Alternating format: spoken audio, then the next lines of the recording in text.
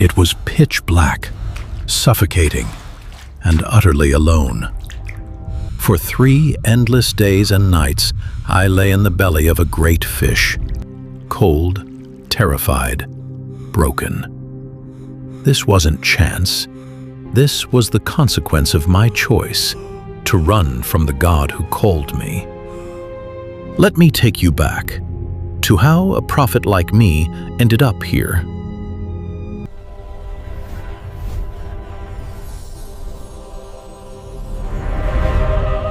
My name is Jonah, son of Amittai. I was a prophet in Israel.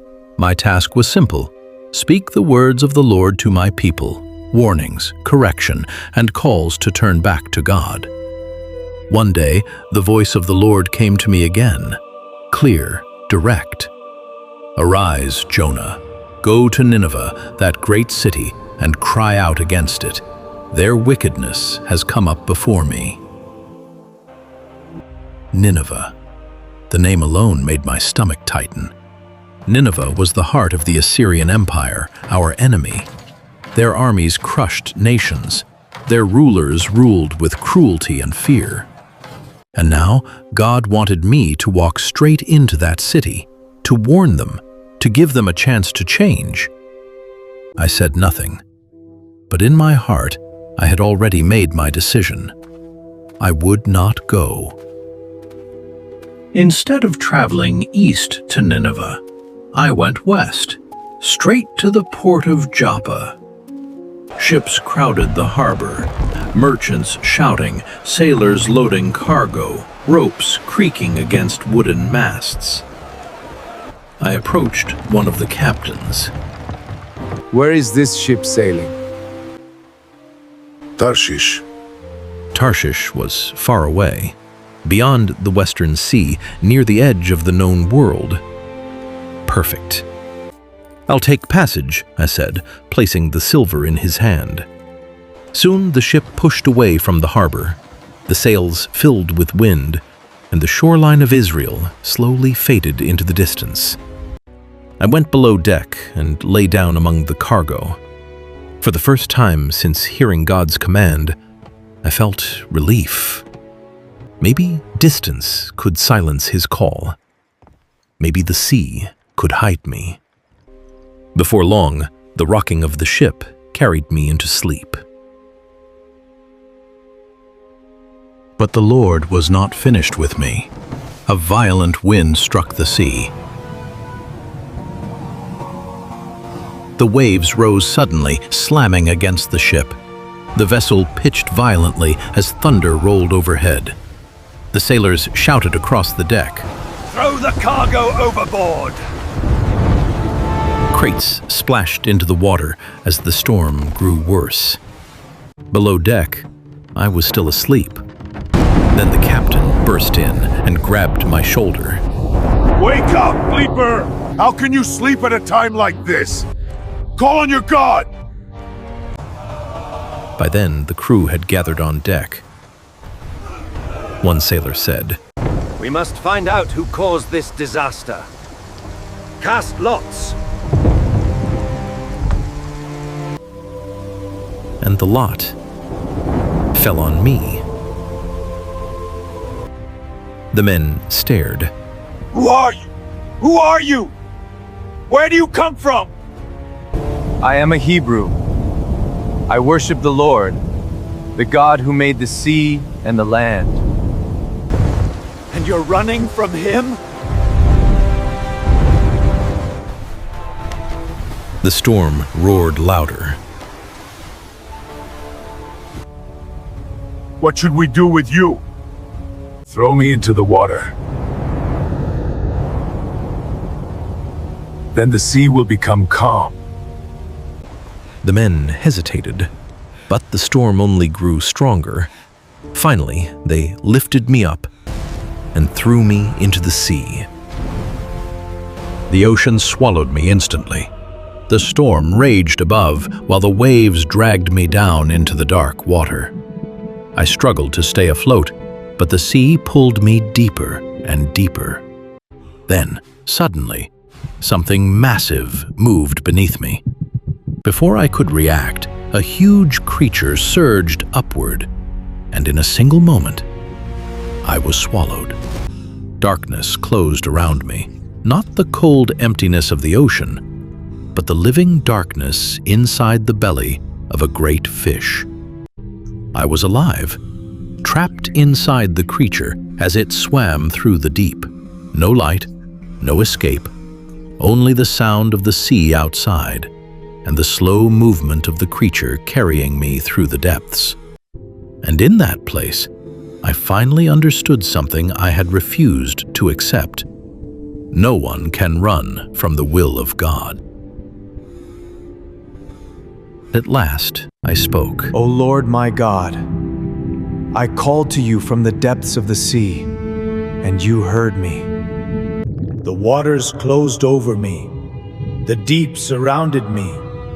Yet you did not abandon me. If you spare my life, I will obey your command. The great fish continued through the deep waters. 3 days, 3 nights, and then everything changed. The creature suddenly surged upward. I felt the pressure of the water shifting as we rose toward the surface. Then the fish opened its mouth. With a violent rush of water, I was thrown onto the shore. I collapsed onto the sand, coughing and gasping for breath as waves crashed beside me. Alive. I should have died in that sea, but the Lord had spared me. And then the voice of the Lord came again, clear as before. Arise, Jonah. Go to Nineveh, that great city, and proclaim the message I give you. This time, I did not argue. This time, I obeyed. I rose from the shore and began the long journey toward Nineveh. Nineveh was greater than I had imagined. Massive walls surrounded the city, and its gates were crowded with merchants, soldiers, and travelers from distant lands. The streets roared with trade, power, and pride. For a moment, I hesitated. This was the city I had feared, the city I once refused to face. But the word of the Lord had come to me a second time. So I walked through the gates, step by step, deeper into Nineveh.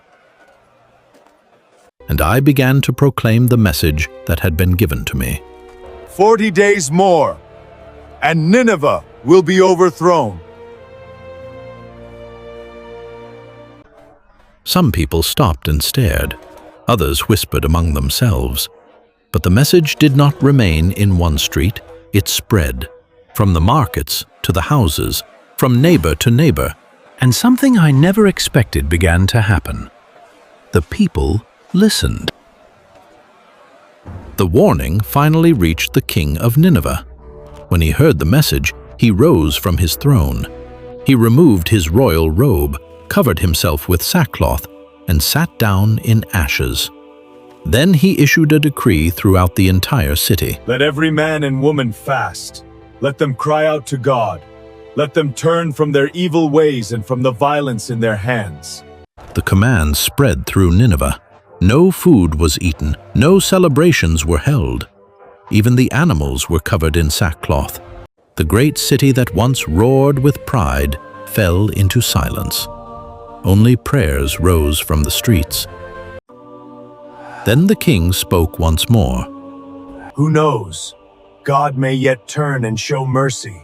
He may turn from his fierce anger so that we will not perish. And the Lord saw what they had done. He saw that they had turned away from their evil ways, and the judgment that had been proclaimed did not come. Looking back now, I see clearly what I could not see then. I tried to run from the will of God, but my rebellion brought only storms, fear, and the depths of the sea. No one can escape his purpose. Yet the same God who sent the storm also showed mercy. He spared my life. He gave me a second chance. And he extended that same mercy to the people of Nineveh the very people I once called enemies. My anger revealed something painful within me. How easily the human heart chooses judgment over compassion. But God's mercy is greater than our prejudice. He is willing to forgive anyone who truly turns back to Him. 3 days in the belly of the great fish changed my life forever. What felt like death became the beginning of something new. A reminder that even in the darkest depths, God can still bring redemption. Even from darkness, He can bring life.